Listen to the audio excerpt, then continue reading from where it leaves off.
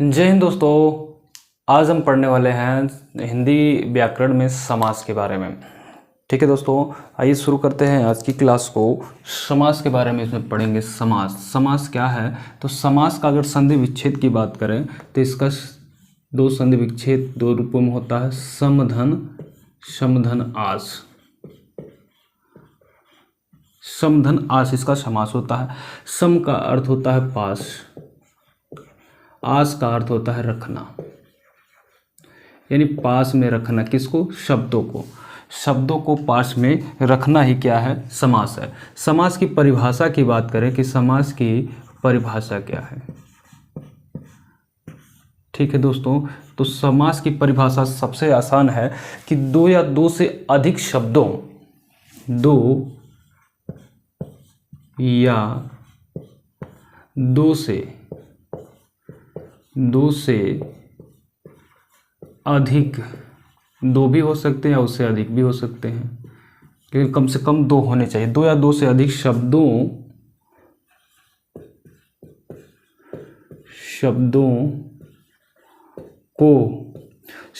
को मिलाकर बने हुए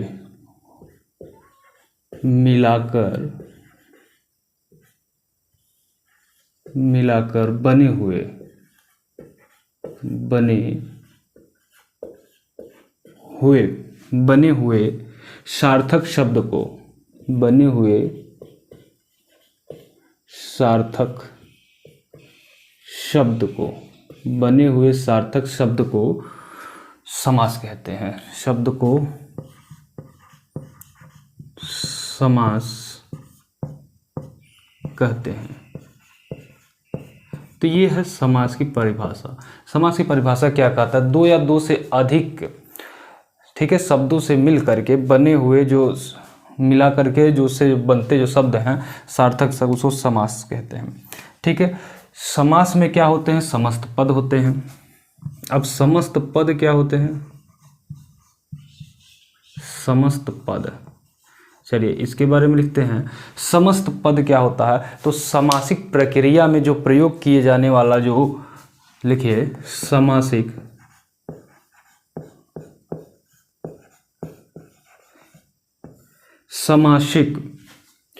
प्रक्रिया,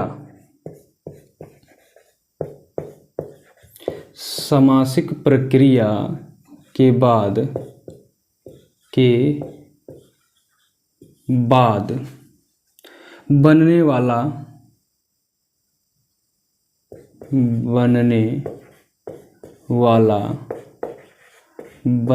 क्या कहलाएगा? तो बनने वाला समासिक शब्द कहलाता है।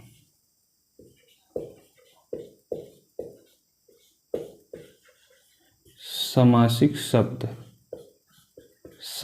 शब्द कहें या नया शब्द कह सकते हैं, या फिर इसको हम क्या कह सकते हैं? नया शब्द। ठीक है, यानी कहने का अभिप्राय यह है कि समस्त पद होता है जब समासिक प्रक्रिया के बाद जो शब्द, जो पद अलग अलग लिखे जाते हैं, उसी को हम कहते हैं समासिक पद। एक इसमें में होता है समास विग्रह।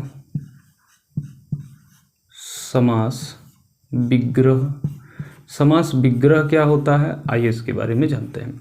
देखिए, समास विग्रह क्या होता है? जो समासिक पद होता है उसको तोड़ने का कार्य करता है। जैसे हमने कहा गंगा का जल, क्या कह दिया? या समास विग्रह होता क्या है? हमने कहा गंगा जल, ठीक है, गंगा जल एक ही में लिख दिया, गंगा जल। ठीक है, अब ये गंगा जल है, इसका समासिक विग्रह क्या होगा? गंगा का जल। किसका? गंगा का जल, यानी जल किसका है? गंगा का। तो यहाँ गंगा का जल है। ये गंगा जल जो था ये समासिक पद है। क्या है? ये समासिक पद है। ठीक है, इसको हम क्या कहते हैं? सामासिक पद।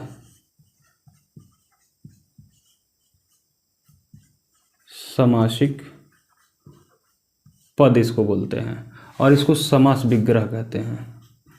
समास विग्रह क्यों? क्योंकि ये समासिक पद को जब तोड़ा जाता है उसी को हम समास विग्रह कहते हैं। जैसे हम कहें हथकड़ी, हमने क्या कहा, हथकड़ी।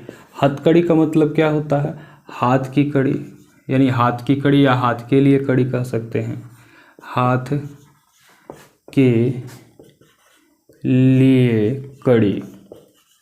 अब यहाँ देखिए, हाथ के लिए कड़ी ये क्या है, आपका समास विग्रह है। हाथ के लिए कड़ी क्या है, समास विग्रह है, समासिक पद है। हाँ, लेकिन एक चीज़ होता है, समासिक पद में दो पद होते हैं। एक होता है पूर्व पद, पहला जो है हथ, इसमें एक क्या है, पूर्व पद है, इसको हम बोलेंगे क्या, पूर्व पद, ठीक है। और ये दूसरा जो कड़ी है इसको बोलेंगे उत्तर पद। इसको क्या बोलेंगे, उत्तर पद कह सकते हैं या द्वितीय पद कहेंगे। इसको प्रथम पद या पूर्व पद, इसको द्वितीय पद या उत्तर पद कहते हैं। इतनी बातें आपको समझ में आ गई होंगी समास, समास विग्रह और समास के बारे में। ठीक है दोस्तों, तो एक बार जरा इसको नोट डाउन कीजिए, फिर आगे बढ़ते हैं।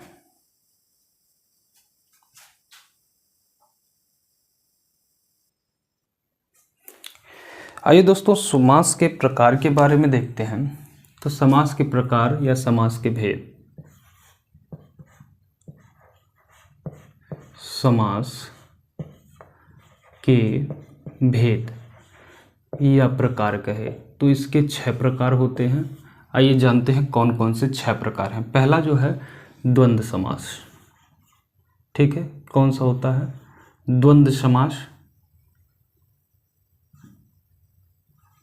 द्वंद्व, ये बीच में आधा ना है, द्वंद्व समास।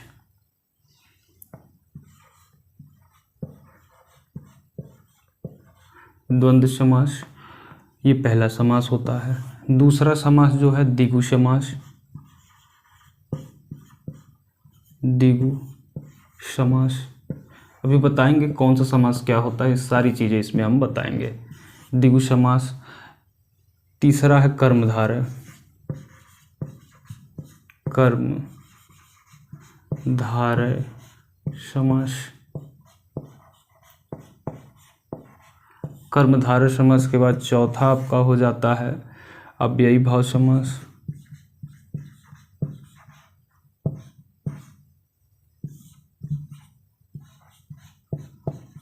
अव्ययी भाव समास।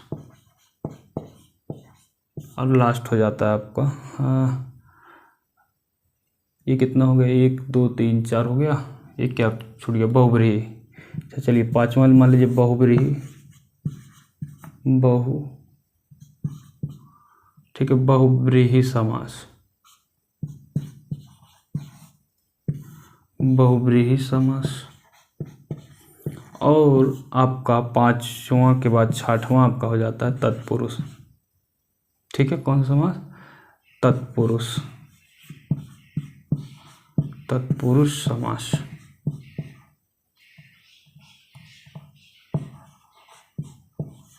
तो ये कुल 6 प्रकार के आपके समास होते हैं। द्वंद्व जो समास होता है इसमें दोनों पद प्रधान होते हैं। इसमें क्या होते हैं, पद प्रधानता के आधार पे देखें तो ये दोनों पद प्रधान होंगे।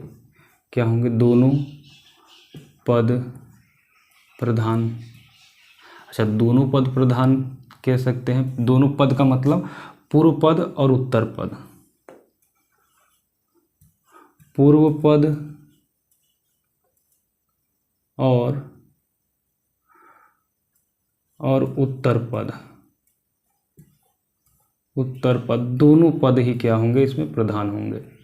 और दोनों के बीच में आप अक्सर देखेंगे कि जो द्वंद्व समास होता है, अक्सर उस समास के शब्दों के बीच में, दो शब्दों के बीच में योजक चिन्ह देखने को मिलता है। ठीक है, योजक चिन्ह, ये वाला जो माइनस वाला चिन्ह है, ये योजक चिन्ह कहलाता है।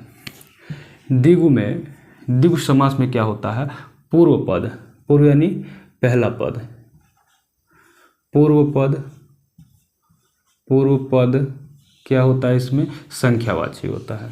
क्या होता है, संख्यावाची होता है। जो पूर्व पद होता है इसमें संख्यावाची होता है। यानी पूर्व पद, यानी पूर्व पद का मतलब जब भी हम पूर्व पद कहेंगे तो आप कहेंगे पहला पद। तो पूर्व पद आपका क्या होता है, संख्यावाची होता है।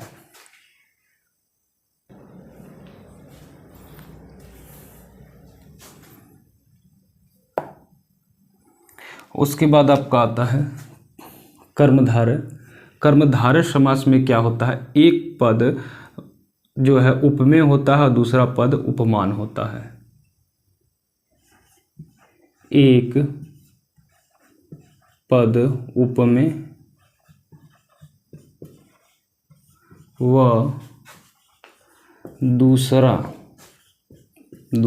पद उपमान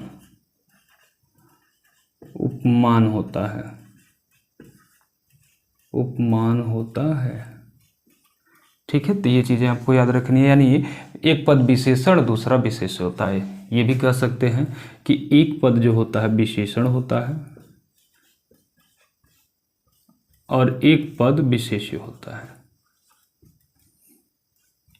ये भी आप कह सकते हैं कि एक विशेषण होता है और एक विशेष होता है। अव्ययी भाव समास में क्या होता है, इसमें पहला पद प्रधान होता है। क्या होता है, पूर्व पद प्रधान होता है। यानी पहला यानी पूर्व पद क्या होगा, प्रधान होगा। अब यहाँ देखिए द्वंद्व में दोनों पद प्रधान थे, पूर्व और उत्तर पद दोनों प्रधान थे। इसमें केवल पूर्व पद का मतलब पहला पद ही इसमें क्या होगा, प्रधान होगा। ठीक है, उसके बाद अब बहुप्रेवी पद में इसमें पूर्व पद और जो आपके पूर्व पद और उत्तर पद दोनों ही क्या होंगे, आपके किसी तीसरे की विशेषता को बताएंगे। क्या बताएंगे, किसी तीसरे की विशेषता को बताते हैं इसमें, यानी किसी अन्य की जानकारी देते हैं। यानी पूर्व पद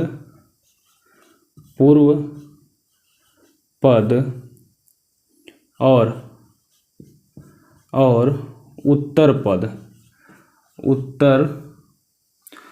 पद ठीक है, दोनों किसी अन्य की विशेषता बताते हैं, किसी अन्य की विशेषता बताते हैं,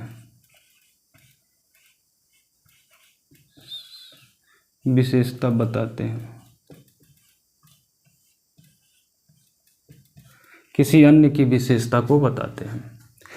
तत्पुरुष समास में दूसरा पद प्रधान होता है।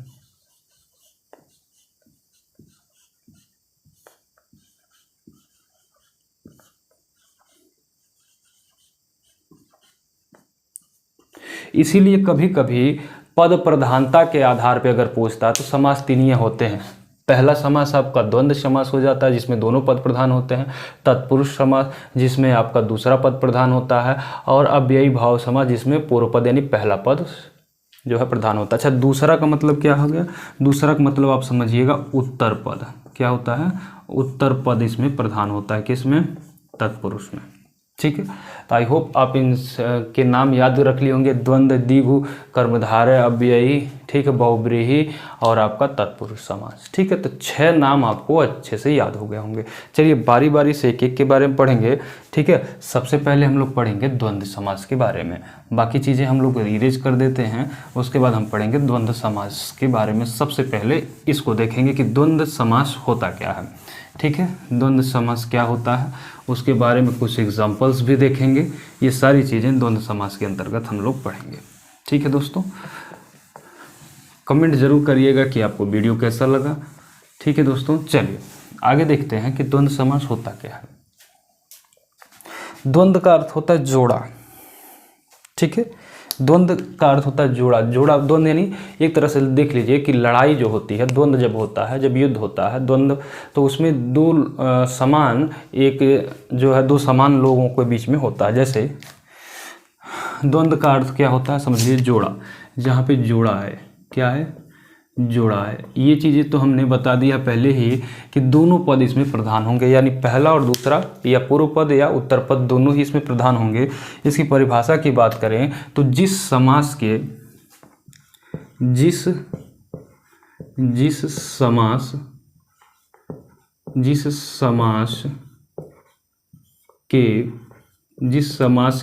क्या हों कि समस्त पदों में, जिस समास के समस्त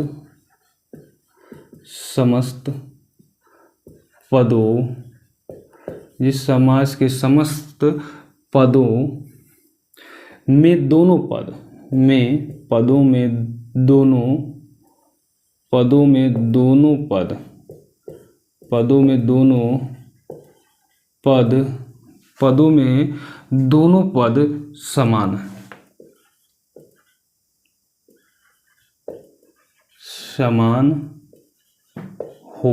यानी कहने का मतलब क्या है, जहाँ पे प्रथम पद यानी पूर्व पद और द्वितीय पद यानी उत्तर पद दोनों ही क्या हो, समान हो, यानी दोनों ही प्रधान हो। इसीलिए कहा गया है इसमें दोनों पद प्रधान होते हैं, चाहे उत्तर पद हो चाहे पूर्व पद हो, दोनों पद प्रधान होते हैं। ठीक है, तो यहाँ पे क्या कह दिया गया कि जिस समास के समस्त पदों में दोनों पद समान हो, वहाँ क्या होगा, तो वहाँ द्वंद्व समास होता है, हो तो वहाँ पे क्या होता है, आपका द्वंद्व समास होता है। ठीक है, और इन दोनों के बीच में, चलो पूरा लिख देते हैं, हो वहाँ पर द्वंद्व समास होता है, वहाँ पर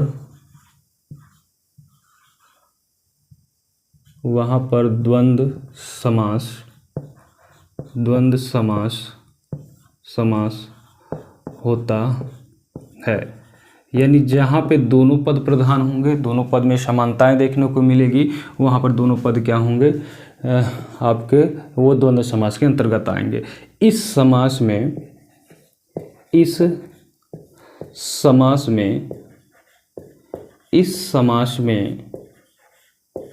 समास में, द्वंद्व समास की बात चल रही है कि इस समास में दोनों पदों,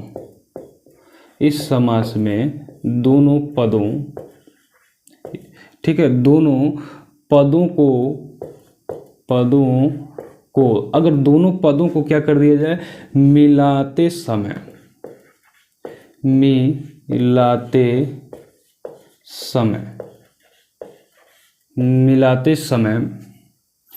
क्या हो जाता है, मिलाते समय मध्य का मतलब समझते हैं ना, बीच में। ठीक है, मध्य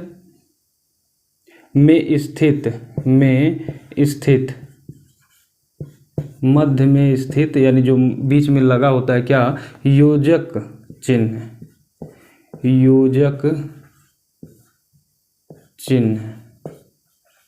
अच्छा, योजक चिन्ह होता कैसे, इस तरह से बीच में माइनस की तरह से होता है, छोटा सा। ठीक है, योजक चिन्ह लुप्त हो जाता है,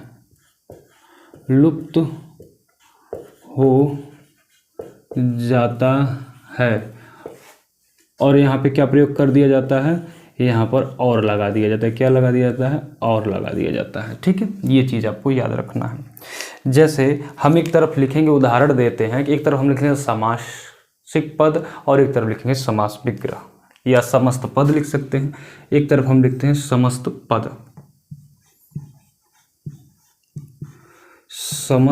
पद और दूसरी तरफ वही लिखते हैं समास विग्रह।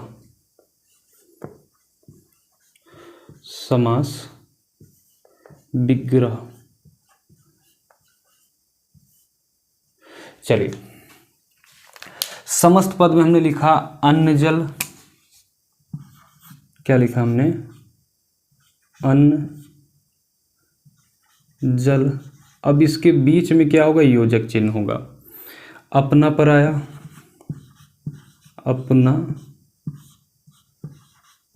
पराया, ज़्यादातर देखने के लिए आपको यही मिलेगा कि विलोम शब्द ज़्यादातर एक दूसरे के विलोम आते हैं। राजा रंक,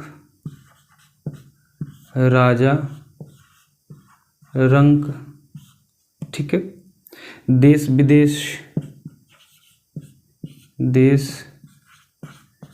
विदेश। अब यहाँ पे देखिए, अन्न जल का मतलब क्या हो गया, अन्न और जल, क्या हो जाएगा, अन्न और योजक हट करके यहाँ पे क्या लग जाएगा, और, ठीक है, जल, यानी अन्न और जल की बात चल रही है यहाँ पे। अपना पराया, यहाँ पे क्या हो जाएगा, अपना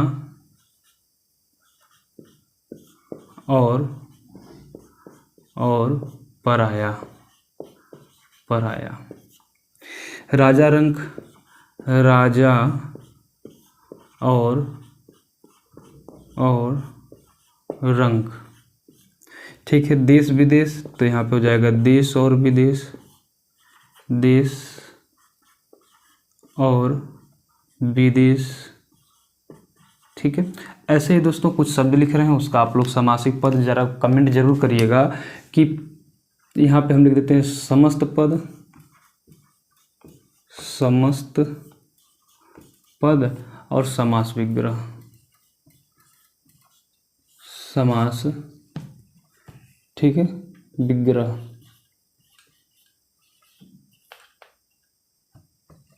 ठीक है दोस्तों, चलिए समस्त पद में कुछ हम शब्द लिखते हैं। जैसे हमने लिखा पाप पुण्य, पाप पुण्य। ठीक है, हमने लिखा आटा दाल, आटा दाल। हमने लिखा बुरा भला, बुरा भला, बुरा भला।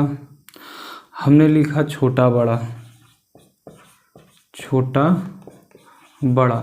ठीक है, तो आप इसका समास विग्रह करके कमेंट जरूर करिएगा कि पाप है तो पाप और पुण्य हो जाएगा, आटा है तो आटा दाल हो जाएगा, बुरा है तो बुरा और भला हो जाएगा। ठीक है, छोटा बड़ा है तो छोटा और बड़ा हो जाएगा। बस योजक चिन्ह हटा करके यहाँ पे क्या लगा देना है, और लगा देना है। ठीक है, वो योजक चिन्ह हटा क्या लगा देना, पाप है तो यहाँ पे लिखेंगे पाप और पुण्य, पाप और पुण्य। यहाँ लिखेंगे आटा, आटा और दाल, आटा और दाल। यहाँ पे लिखेंगे बुरा और भला। ठीक है, बुरा और भला, बुरा और भला। यहाँ पे लिखेंगे छोटा, छोटा और बड़ा, छोटा और बड़ा। ठीक ना, तो इस तरह से यहाँ पे चीज़ें हैं। ठीक है, तो आप समास विग्रह भी देख लिए, समस्त पद भी देख लिए। ठीक है दोस्तों, तो इसका एक बार स्क्रीनशॉट लीजिए। हम समझते हैं आपको जो है द्वंद्व समास जो है अच्छे से समझ में आ गया होगा।